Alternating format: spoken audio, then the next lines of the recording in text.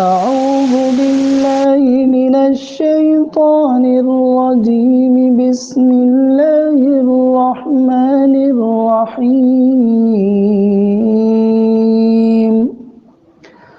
والذين لا يشهدون الزور وإذا مروا باللغو مروا كراما والذين إذا ذكروا بآيات ربهم لم يخروا عليها صما وعميانا والذين يقولون ربنا هب لنا من أزواجنا وذرياتنا قرة أعين وجعلنا للمتقين إماما أولئك يجزون الغرفة بما صبروا ويلقون فيها تحية وسلاما خالدين فيها حسنت مستقرا ومقاما قل ما يعبأ بكم ربي لولا دعاؤكم فقد كذبتم فسوف يكون لزاما والذین لا یشہدون الزور، رحمان کے بندے وہ ہیں جو جھوٹ کی شہادت، جھوٹ کی گواہی نہیں دیتے۔ وَإِذَا مَرُّوا بِاللَّغْوِ مَرُّوا كِرَامًا، اور جب وہ لغو پر سے گزرتے ہیں تو شریفانہ گزر جاتے ہیں۔ وَالَّذِينَ إِذَا ذُكِّرُوا بِآيَاتِ رَبِّهِمْ لَمْ يَخِرُّوا عَلَيْهَا صُمًّا وَعُمْيَانًا، اور ان کا حال یہ ہے کہ جب ان کو ان کے رب کی آیات کے ذریعے سے یاد دہانی کی جاتی ہے تو ان پر بہرے اور اندھے ہو کر نہیں گرتے ہیں۔ اور یہ وہ لوگ ہیں کہ جن کو ان کے رب کی آیات سے تذکیر کی جاتی ہے تو ان پر بہروں اور اندھوں کی طرح نہیں گرتے۔ والذین یقولون ربنا هب لنا من ازواجنا وذریاتنا قرۃ اعین، اور وہ لوگ جو کہتے ہیں اے ہمارے پروردگار ہمیں ہماری بیویوں میں سے اور ہماری اولاد میں سے آنکھوں کی ٹھنڈک عطا فرما۔ یہ دعا کرتے رہتے ہیں کہ ہمارے پروردگار ہمارے رب ہم کو ہماری بیویوں اور ہماری اولاد کی جانب سے آنکھوں کی ٹھنڈک بخش دیجیے۔ وَجَعَلْنَا لِلْمُتَّقِينَ إِمَامًا، اور ہمیں پرہیزگاروں کا پیشوا بنا دیجیے، پرہیزگاروں کا امام بنا دیجیے، اور ہمیں متقی لوگوں کا سربراہ بنا دیجیے، امام بنا دیجیے ہمیں۔ أُولَئِكَ يُجْزَوْنَ الْغُرْفَةَ بِمَا صَبَرُوا، یہی وہ لوگ ہیں جن کو ان کے صبر کی وجہ سے جزا کے طور پر بلند درجات عطا کیے جائیں گے، بلند بالا خانے ان کو دیے جائیں گے۔ یہی وہ لوگ ہیں کہ ان کی ثابت قدمی کے صلے میں بالا خانے ان کو ملیں گے۔ اولئک یجزون الغرفۃ، یہی وہ لوگ ہیں جن کو غرفے عطا کیے جائیں گے، بالا خانے ان کو ملیں گے۔ کیوں؟ بما صبروا، اس وجہ سے کہ انہوں نے صبر کیا، ثابت قدم رہے، جمے رہے، لگے رہے، ڈٹے رہے، یہ سب معنی صبروا۔ وَيُلَقَّوْنَ فِيهَا تَحِيَّةً وَسَلَامًا، اور ان میں ان کا خیر مقدم سلام کے ساتھ ہوتا رہے گا۔ تحیۃ و سلام سے ان کا خیر مقدم اس میں کیا جاتا رہے گا، یعنی اور ان میں ان کو مبارکبادیاں اور سلامتی کی دعائیں دی جائیں گی۔ خالدین فیہا، وہ اس میں ہمیشہ رہیں گے۔ حسنت مستقر و مقامہ، کیا ہی بہتر مقام اور ٹھکانہ ہے۔ قل ما یعبأ بکم ربی لولا دعاؤکم، آپ کہہ دیجئے ان سے کہ میرے رب کو تمہاری کیا پرواہ ہے اگر تم خود اس کو نہیں پکارتے ہو۔ آبا یا اباؤ کے معنی پرواہ کرنا۔ قل آپ کہہ دیجئے ان سے کہ میرے رب کو ما یعبؤ بکم تمہاری کیا پرواہ ہے، ما یعبؤ بکم ربی میرے رب کو تمہاری کیا پرواہ ہے، لولا دعاؤکم اور اگر تم اس کو نہیں پکارتے ہو تو آپ ان سے کہہ دیجئے میرا رب تمہاری پرواہ نہیں کرتا اگر تم اس کو نہیں پکارتے، اگر تمہاری دعا نہ ہو تم اس کو نہ پکارو، اس کی عبادت اور اس کی اطاعت نہ کرو، فقط کذبتم تم نے تو جھٹلا ہی دیا ہے، اس کی تکذیب کر دی ہے تم نے، فسوف یکون لزاما تو عنقریب وہ چیز تمہیں لازم ہو کر رہے گی، یعنی جو تم نے جھٹلایا ہے اس کا عذاب اور وبال تمہیں آ کر رہے گا۔ تو پس تم نے تو جھٹلا ہی دیا، تمہیں اس کا عذاب ضرور چمٹ کر رہے گا، مل کر رہے گا تمہیں اس کا عذاب۔ تو رحمان کے بندوں کی صفات کا تذکرہ چل رہا تھا، اس میں سے ایک 10ویں صفت والذین لا یشہدون الزور ذکر کی گئی کہ وہ لوگ ہیں رحمان کے بندے کہ جو جھوٹ میں شریک نہیں ہوتے۔ اس کے بہت سے ترجمے دیکھیے، شہیدہ یشہدو کے معنی گواہی دینے کے بھی ہوتے ہیں، اور شہیدہ یشہدو کے معنی حاضر ہونے کے بھی ہوتے ہیں، کسی جگہ پر جانے کے بھی ہوتے ہیں۔ تو وہ لوگ اگر ہم اس کو گواہی سے تعبیر کریں تو زور کے معنی جھوٹ کے ہوتے ہیں، کذب و باطل کے ہوتے ہیں، یعنی ناحق چیز کو اپنی زبان اپنے حسن بیان سے آدمی اس کو سچ اور حق دکھائے، زور مسالہ لگا کر اس کے اندر جو ہے اچھے انداز میں اس کو پیش کرتا ہے، اگرچہ وہ باطل ہے، ناحق ہے۔ زور تو کذب کو، جھوٹ کو، باطل کو کہتے ہیں۔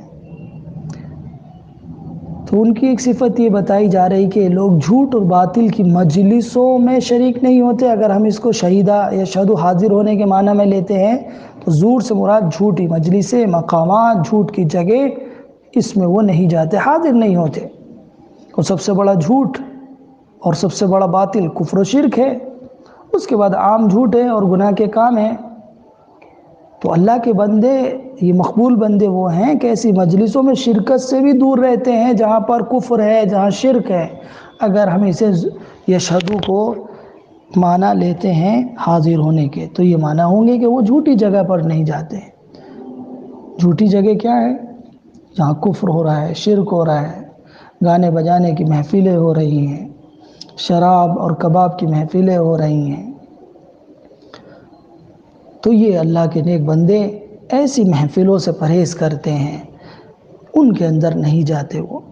اور اگر ہم اس کو گواہی کے معنی میں لیں تو وہ باطل جھوٹی گواہی نہیں دیتے، جھوٹی باتیں نہ وہ سوچتے ہیں، نہ سنتے ہیں، اور نہ جھوٹی گواہی دیتے ہیں۔ نبی اکرم صلی اللہ علیہ وسلم نے ایک حدیث میں فرمایا کہ کیا میں تمہیں بڑے بڑے گناہوں کے بارے میں نہ بتا دوں؟ صحابہ نے کیا ضرور بتائیے۔ تو آپ نے فرمایا الاشراک باللہ، اللہ کے ساتھ کسی کو شریک کرنا، وعقوق الوالدین، والدین کی نافرمانی کرنا، اور وقول الزور، جھوٹی گواہی دینا۔ اور جب آپ نے یہ لفظ کہا جھوٹی گواہی دینا تو آپ ٹیک لگا کر بیٹھے ہوئے تھے۔ 2 جملے آپ نے پہلے کہے کہ الاشراک باللہ وعقوق الوالدین، اور آپ ٹیک لگا کر بیٹھے ہوئے تھے، اور جب آپ نے کہا وقول الزور، وقول الزور، تو آپ نے اپنی ٹیک ہٹا لی، اور کئی مرتبہ آپ یہ دہراتے رہے کہ جھوٹی گواہی بڑے گناہوں میں سے، جھوٹی گواہی بڑے گناہوں میں سے ہے، اکبر الکبائر ہے، اکبر الکبائر ہے، اس لیے کہ بڑے بڑے لوگ اس کے اندر پھنس جائیں گے۔ آدمی شرک نہیں کرے گا، مومن شرک نہیں کر سکتا، اور مومن والدین کی نافرمانی بھی نہیں کرتا ہے، اس لیے کہ شرک سے معاشرے میں پتہ چلتا ہے، اسی طرح ماں باپ کی نافرمانی بھی معاشرے میں پتہ چل جاتی ہے، لیکن جھوٹی گواہی چپکے سے دے کر آدمی اپنے الو اور اپنے مقام، اپنے مقصد کو پا لیتا ہے، اور اس سے معاشرے میں بگاڑ پیدا ہوتا ہے۔ تو یہ بہت بڑا گناہ ہے۔ تو وہ نہ جھوٹی گواہی دیتے ہیں زبان سے اور نہ جھوٹی جگہ پر جاتے ہیں۔ دونوں معنی اس کے اندر ہے کہ گواہی دینے کے معنی بھی ہے اور جانے کے معنی بھی ہے۔ تو جھوٹی گواہی بھی کبیرہ گناہ ہے اور وبال عظیم ہے، قرآن سے اس کا ثبوت ملتا ہے۔ تو یہ ایسے لوگ ہیں رحمان کے بندے۔ اور آگے وَإِذَا مَرُّوا بِاللَّغْوِ مَرُّوا كِرَامًا، لغو سے مراد ہوتا ہے بے مقصد کام، وہ باتیں اور وہ کام ہیں جو ایک سچے اور اچھے آدمی کے شایان شان نہ ہوں، یعنی نہ دنیاوی فائدہ نہ اخروی فائدہ، کسی طرح کا بھی اس میں کوئی فائدہ نہیں ہوتا ہے۔ تو فرمائے کہ ہمارے یہ بندے کسی باطل کام میں شریک نہیں ہوتے، اور اگر کسی لغو چیز سے کے پاس سے ان کا گزرنا ہو جائے تو نہایت وقار اور شرافت سے وہاں سے گزر جاتے ہیں۔ جس طرح ایک شخص ایک گندی جگہ سے ایک صفائی پسند آدمی گزر جاتا ہے، اسی طرح سے یہ لوگ بھی وہاں سے گزر جاتے ہیں۔ تو یہ لوگ ہیں کہ جو نہ تو خود جھوٹ بولتے ہیں، نہ جھوٹی جگہ جاتے ہیں، نہ جھوٹی باتیں سنتے ہیں، نہ جھوٹی باتیں دیکھتے ہیں، نہ جھوٹی باتیں بولتے ہیں، نہ گناہوں کی مجلس میں شریک ہوتے ہیں اور نہ گندے مناظر دیکھتے ہیں، اور لغو اور بیہودہ کام سے بھی بہت دور ہوتے ہیں۔ اور اگر کبھی معاشرے میں رہتے ہیں کچھ لوگ اس طرح ملوث ہوں، بیہودہ مجلس ان کی لگی ہو، وہاں لغو کام ہو رہا ہے، تو وہاں سے شریفانہ انداز میں خاموشی اور جلدی سے گزر جاتے ہیں۔ وہ ان میں حاضر نہیں ہوتے، نہ ان کا مشاہدہ کرتے ہیں۔ ان کی زندگیاں لغو اور بے مقصد اور واہیات کاموں اور باتوں اور مشغلوں سے بالکل پاک ہوتی ہے، صاف ہوتی ہے۔ تو یہ ان کی ایک 10ویں صفت یہاں ذکر کی گئی کہ یہ وہ لوگ ہیں رحمان کے بندے کہ جو بڑے سچے اور اچھے ہوتے ہیں، جو بے مقصد کام نہیں کرتے، لغو کام نہیں کرتے، لا یعنی کاموں میں نہیں پڑتے۔ نبی صلی اللہ علیہ وسلم فرمایا کہ ایک انسان کے اسلام لانے کی خوبی یہی کہ وہ لا یعنی کاموں کو چھوڑ دے۔ من حسن اسلام المرء ترکہ ما لا یعنی، ایک انسان کے اسلام لانے کی خوبی یہی ہے کہ وہ لا یعنی باتوں کو چھوڑ دے۔ تو یہ رحمان کے بندے ہیں جو لا یعنی کام نہیں کرتے، بیکار کام نہیں کرتے۔ گناہ تو بہت دور کی بات ہے، یہ لا یعنی بھی نہیں کرتے، ایسے کام سے بھی دور رہتے ہیں، ایسی مجلسوں سے دور رہتے ہیں، ایسے لوگوں سے دور رہتے ہیں جو بیہودہ بکواس کرتے ہیں، لا یعنی کام کرتے ہیں، بے مقصد زندگی گزارتے ہیں۔ اس لیے کہ رحمان کے بندے تو ایک مقصد لے کر دنیا میں آئے ہیں، ان کے پاس ایک ٹارگیٹ ہے، ان کا ایم آف لائف ہے، اس کو اچیو کرنا ہے، اس کو پانا ہے، ان کو اس میں لگے ہوئے ہیں۔ ان کے پاس ایک مشن ہے، اور مشن والا آدمی کبھی لغو میں نہیں پڑتا۔ جس کے پاس مشن ہے، جس کے پاس کرنے کے کام ہیں، وہ اپنے مقصد کو پانا ہے، تو ان بیہودہ بے مقصد لا یعنی کاموں میں کیوں پڑے گا وہ؟ مومن کا اللہ نے ایک مقصد طے کیا ہے، اس کو پیدا کیا ہے، کس لیے؟ کہ تم لوگوں کی بھلائی کے لیے اس دنیا میں بھیجے گئے ہو، لوگوں کو برائی سے روکنے کے لیے بھیجے گئے ہو۔ تمہیں خود بھی اس پر عمل کرنا ہے اور دوسروں کو بھی اس سے روکنا ہے، اور پوری دنیا انسانیت کو جہنم سے بچانا ہے۔ یہ ان کا مقصد ہے۔ تو ان کا اتنا بڑا مقصد ہے تو وہ کیوں جھوٹی باتوں میں لگیں گے، کیوں لغو کام میں لگیں گے؟ وہ نہیں لگتے ہیں، وہ اپنے ٹارگیٹ سیٹ ہے اور اس پر چلے جا رہے ہیں۔ تو ان کی یہاں پر بھی اس کے اندر ایک صفت یہ 10ویں کہ لا یشہدون الزور، اور 11ویں صفت وَإِذَا مَرُّوا بِاللَّغْوِ مَرُّوا كِرَامًا، یعنی اگر وہ لغو اور بیہودہ مجلسوں پر کبھی ان کا اتفاق ہو جائے تو وہ سنجیدہ اور شرافت کے ساتھ وہاں سے گزر جاتے ہیں۔ جہاں پر مجلسوں میں فسق و فجور ہو، گناہ ہو، نافرمانی ہو، وہ ایسی مجلسوں میں نہیں جاتے، ایسی مجلسوں سے تیزی سے گزر جاتے ہیں۔ یہ ان کی 10ویں اور 11ویں صفت کا تذکرہ ہوا۔ اب آگے 12ویں صفت ان کی کہ والذین اذا ذکروا بآیات ربہم لم یخروا علیہا صما وعمیانا، کہ وہ لوگ تو رحمان کے بندے ایسے کہ جب بھی انہیں ان کے رب کی آیات کے ذریعے سے نصیحت کی جاتی ہے، ان کی تذکیر کی جاتی ہے، ان کو اچھی بات بتائی جاتی ہے، تو وہ ایسے ہی نہیں بیٹھ جاتے کہ بس سن کر خاموش ہو کر اندھے بہروں کی طرح، جیسے انہوں نے کچھ سنا نہ ہو، جیسے کچھ انہوں نے دیکھا نہ ہو اور اس پر عمل نہیں کرتے۔ وہ نہیں، اللہ کی آیات، اللہ کی نشانی، اللہ کی طرف سے تعلیم دی گئی ہے، فوراً اس پر لبیک کہتے ہیں، اللہ اکبر، اور اس کے لیے وہ الحمدللہ اس پر عمل کرنے کے لیے تیار ہو جاتے ہیں۔ تو ان مقبول بندوں کی شان ہے کہ جب ان کو اللہ کی آیات اور آخرت کی یاد دلائی جاتی ہے تو ان آیات کی طرف اندھے بہروں کی طرح متوجہ نہیں ہوتے ہیں، بلکہ وہ سننے والے ہوتے ہیں، دیکھنے والے ہوتے ہیں، اس میں غور کرتے ہیں اور ان پر عمل کرتے ہیں۔ وہ غافل ہو کر اس طرح معاملہ نہیں کرتے، غافلوں کی طرح کہ جس نے سنا ہی نہ ہو، جس نے دیکھا ہی نہ ہو۔ تو ایک طرف تو اس میں اشارہ یہ ہے، دوسری طرف اشارہ یہ ہے کہ وہ محقق بھی ہوتے ہیں، وہ گونگے، وہ اندھے اور بہروں کی طرح ان آیات کو نہیں سنتے ہیں، بلکہ اس میں وہ تحقیق بھی کرتے ہیں کہ جو شخص اللہ اور اس کے رسول کا نام لے کر انہیں بات کہہ رہا ہے، آیا وہ بات اللہ اور اس کے رسول نے کہی ہے نہیں کہی ہے، اس پر بھی ان کی توجہ ہوتی ہے، اس پر بھی ان کی نظر رہتی ہے۔ تو یہ اندھے بہروں کی طرح گرنا قرآن کی آیت پر توجہ دے، مگر یا تو یہ اس پر عمل کرنے میں معاملہ ایسا کریں گے یا انہوں نے سنا اور دیکھا ہی نہیں ہے۔ کا مطلب یہی ہے کہ دو مطلب میں نے آپ کے سامنے واضح کرنے کی کوشش کی ہے کہ ایک مطلب تو یہ ہے کہ وہ اللہ کی آیات کو سنتے ہیں، آخرت کی بات کو سنتے ہیں اور ان کو یاد دہانی کرائی جاتی ہے اس کی، تو وہ محض اندھے اور بہرے ہو کر بیٹھے نہیں رہتے ہیں اور اس کے اندر کوئی نکتہ چینی نہیں کرتے ہیں، نہ اس کے لیے وہ سنتے ہیں، بلکہ ان کے دل میں اللہ کی آیات کی قدر و منزلت ہوتی ہے، تو وہ اس کو دل کی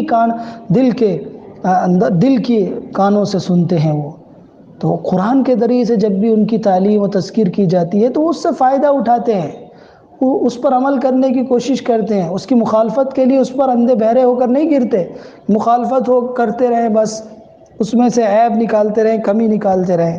تو یہ ان کی ایک خاص صفت یہاں ذکر کی گئی ہے 12ویں، کہ جب بھی اللہ کی آیات ان کے سامنے پڑھ کر سنائی جاتی ہے، اللہ کے احکام، ہدایات اور تعلیمات کے ذریعے ان کو نصیحت کی جاتی ہے، تو وہ اس کو اندھے اور بہروں کی طرح نہیں سنتے کہ اس کا کوئی اثر ہی نہ لیں، اثر قبول کرتے ہیں اس کا، بلکہ پوری سنجیدگی اور شعور اور توجہ کے ساتھ اللہ کے ان ہدایات کو سنتے ہیں اور سمجھتے ہیں اور اسے قبول کرتے ہیں اور اس کے مطابق اپنے ذہن و فکر کو بناتے ہیں، اپنے اخلاق کی تعمیر کرتے ہیں اور پھر اپنے معاشرت اور معاش اور سارے نظام کو اس قرآنی آیات کے مطابق ڈھالنے اور بنانے اور سنوارنے کی کوشش کرتے ہیں۔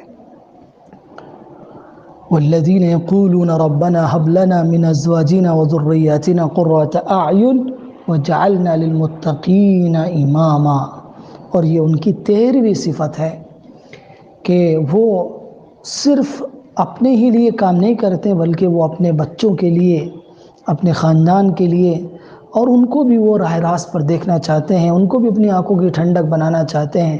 اس لیے کہ ایک انسان سیدھے راستے پر ہو اور اس کی بیوی، اس کے بچے سیدھے راستے پر ہو تو اسے سکون نہیں مل سکتا، اطمینان نہیں ہوگا، زندگی میں خوشیاں نہیں ہوں گی، اس دنیا میں بھی بے چینی اور بے کیفی اور بے قراری رہے گی، اور آخرت میں بھی وہ بے چین و بے قرار رہے گا۔ تو اس لیے وہ فکر کرتے ہیں، تو وہ اپنی اولاد، ازواج کے لیے اللہ سے دعا کرتے ہیں کہ ان کو میرے لیے میری آنکھوں کی ٹھنڈک بنا دیجئے۔ اور ظاہر سی بات ہے، آنکھوں کی ٹھنڈک سے مراد کیا ہے؟ یعنی وہ اللہ کی اطاعت میں مشغول ان کو دیکھنا چاہتا ہے، تبھی تو ایک اچھے انسان کو، ایک مومن انسان کو آنکھوں کی ٹھنڈک بنے گی۔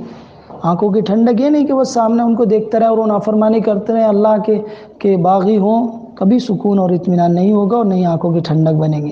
تو وہ اپنی اولاد میں سے، اپنی بیویوں میں سے ان کی زندگی کو دینی زندگی دیکھنا چاہتا ہے، اور وہ ان کی زندگی کو آخرت کے اعتبار سے کامیاب زندگی دیکھنا چاہتا ہے۔ تو اس کے اندر جسمانی اعتبار سے بھی وہ صحت مند ہو، عافیت ہیں اور خوشحال ہوں، اور آخرت کے اعتبار سے بھی وہ درست ہوں، صحیح راستے پر ہوں، ان کے اخلاق و کردار اسلامی ہوں، ان کی نظر و فکر اسلامی ہو۔ وہ اسی کوشش میں لگے رہتے ہیں کہ ان کی صلاحیت اس دین کے کام کے لیے قبول ہو جائیں، اور وہ اللہ سے اس کی دعا کرتے رہتے ہیں، دعا مانگتے رہتے ہیں کہ اے ہمارے رب ہمیں عطا کر دیجئے من ازواجنا ہماری بیویوں میں سے، و ذریاتنا ہماری اولاد میں سے، قرۃ اعین آنکھوں کی ٹھنڈک عطا کر دیجئے۔ اور آگے کا جملہ بہت ہی اہم ہے، وجعلنا للمتقین اماما، اور ہمیں منصب امامت پر ہی فائز نہ کریے بس، بلکہ متقیوں کا، پرہیزگاروں کا ہمیں امام اور پیشوا بنا دیجئے۔ اب آپ سوچ کر دیکھیے کہ جو متقی ہوں وہ خود کتنا اللہ کی نظروں میں اہم ہو، ان کے بھی پیشوا، ان کا بھی امام ہمیں بنا دیجئے۔ تو پورے کنبے کو وہ اسلام پر چلانا چاہتے ہیں اور خود بھی ان کی قیادت کرنا چاہتے ہیں۔ تو یہ بڑی اہم ہے اس اعتبار سے کہ وہ اپنی بھی فکر کرتے ہیں، اپنے بچوں کی بھی فکر کرتے ہیں، اپنے خاندان کی بھی فکر کرتے ہیں۔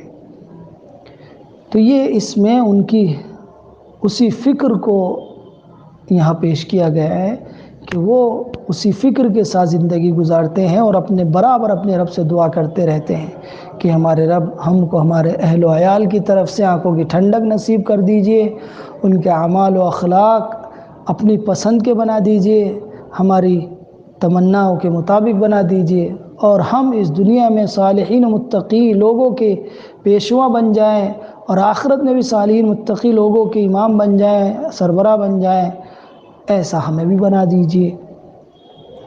تو وہ اللہ سے یہ طلب کرتے ہیں، اعلیٰ درجے کی چیزیں مانگتے ہوں اللہ سے۔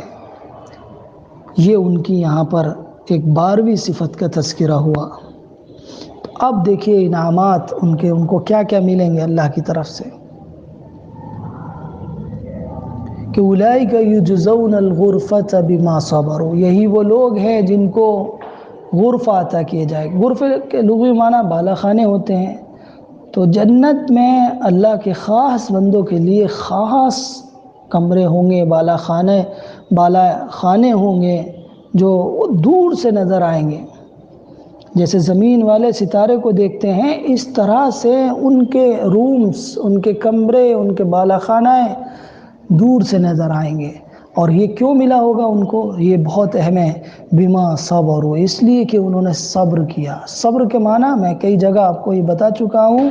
صبر کے مفہوم میں استقامت آتی ہے، پائیداری آتی ہے، جمنا آتا ہے، کسی چیز پر لگنا آتا ہے، سارے چیزیں اس کے اندر پائی جاتی ہیں۔ اور ایک بڑی بات کہ وہ مشن نبوت پر جمے رہتے ہیں، لگے رہتے ہیں، اس کا دامن نہیں چھوڑتے، اس سے انحراف نہیں ہوتا، اس سے ان کا اعراض نہیں ہوتا۔ وہ چاہے حالات کتنے ہی سخت ہوں، چاہے کتنے ہی نرم ہوں، وہ اس پر جمے رہتے ہیں، وہ اس پر لگے رہتے ہیں، وہ اس میں کوششیں کرتے رہتے ہیں، اس سے پیچھے نہیں ہٹتے۔ انہوں نے اسلام قبول کیا ہے، اسلام کے راستے پر ایمان قبول کر لیا ہے، ایمان کے راستے پر اپنی جان دینے کے لیے تیار رہتے ہیں، اس پر جمے رہتے ہیں۔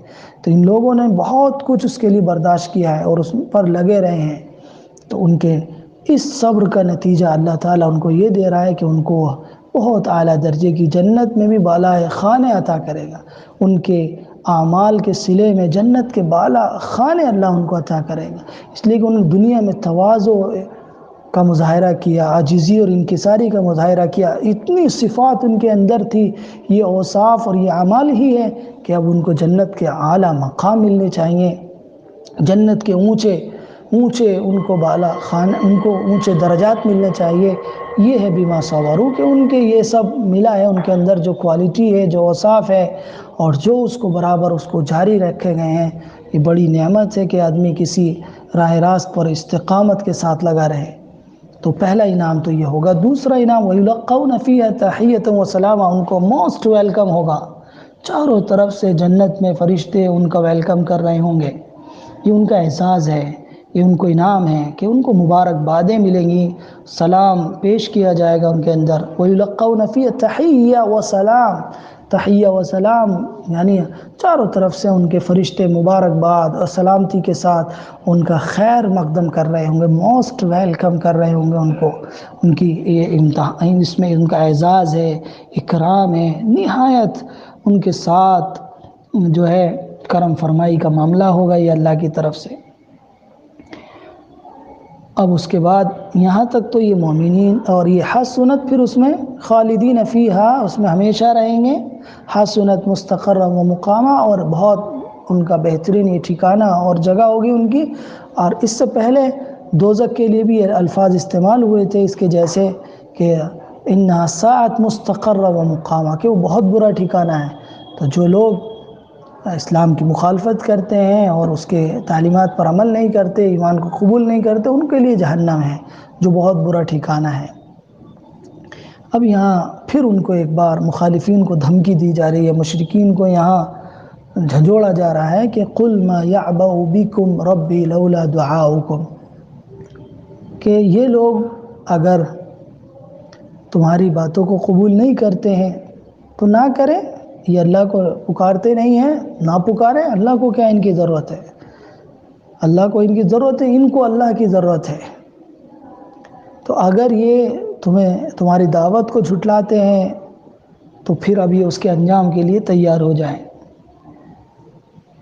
تو اللہ کو کسی کی ضرورت نہیں، پوری انسانی برادری کفر و شرک کرنے لگے تو اللہ کی توحید اور اللہ کی کبریائی میں کوئی نقصان نہیں ہوگا، اور ساری انسانی برادری اطاعت شعار ہو جائے تو وہ اللہ کی حمد و ثنا میں اضافہ تھوڑی کر دیں گے، تو وہ تو پہلے سے قابل تعریف ہے، پہلے سے ہی بڑا ہے، تو اس کو ضرورت نہیں ہے کسی کی، سب کو اس کی ضرورت ہے، جس کو ضرورت ہے وہ پکارے۔ تو اب تم نہیں پکارنا چاہتے تو تمہیں میرے رب کو تمہاری کیا پڑی ہے؟ تو یہ مخالفین کو اس میں یہ آخری دھمکی دی جا رہی ہے کہ آپ صلی اللہ علیہ وسلم کو ہدایت فرمائے گی کہ ان لوگوں کو آگاہ کر دو کہ جو تمہارے پیچھے اس طرح پڑا ہوا ہوں تو اس سے وجہ یہ نہیں کہ تمہارے بغیر خدا کا کام بند ہو جائے گا یا بند ہے، تو ان کو بتا دو کہ میرے پروردگار کو تمہاری کوئی پرواہ نہیں ہے اگر تم اس کو نہیں پکارتے ہو۔ فقط تم نے جھٹلایا ہے، اللہ کی نشانیوں کو جھٹلایا ہے، اس کی تعلیمات کو جھٹلایا ہے، اور میری دعوت کو تم نے جھٹلا دیا ہے، تو اس کا انجام جو ہے اس کے لیے اب تیار ہو جاؤ۔ فسوف یکون لزاما، وہ لازمی چیز ہے، عنقریب اس سے تمہیں سابقہ پیش آ کر رہے گا۔ تو یہاں اللہ کی اس سنت الہی کو یاد دلایا گیا جو رسول کی تکذیب کرنے والوں کے لیے اللہ تعالیٰ نے مقرر کر رکھی ہے کہ جو رسول کی تکذیب کرتے ہیں اس کا انجام وہ بھگتتے ہیں، اس سے وہ ان کے سامنے اس کا وبال آ کے رہتا ہے۔ تو یہاں یہ دھمکی بھی دی گئی ہے کہ یہ جھٹلانے والے تمہاری دعوت کو اور شرک میں پڑے ہوئے لوگ، یہ ان کو دھمکی ہے یہاں پر کہ تم دعوت حق کو جھٹلا چکے ہو اور جھٹلا رہے ہو، تو یاد رکھو یہ تمہاری تکذیب اور باطل پر تمہارا اصرار تمہیں لے ڈوبے گا اور ہمیشہ کے لیے تم سے چمٹ کر رہ جائے گا، اور تم اس کے عذاب، اس کے نتیجے کو بھگتو گے، اور اس کا عذاب تمہیں آ کر رہے گا اور تمہیں آئندہ ضرور پتہ چل جائے۔ فسوف، عنقریب تمہیں اس کا وبال آ کر رہے گا، اس کا تمہیں وبال اس کا پہنچ کر رہے گا۔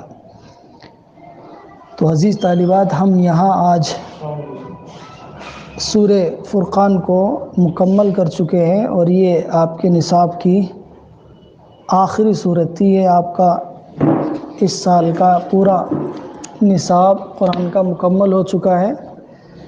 اللہ تعالی ہم سب کو کہنے سے زیادہ عمل کی توفیق نصیب فرمائے۔ آمین، وآخر دعوانا الحمدللہ رب العالمین۔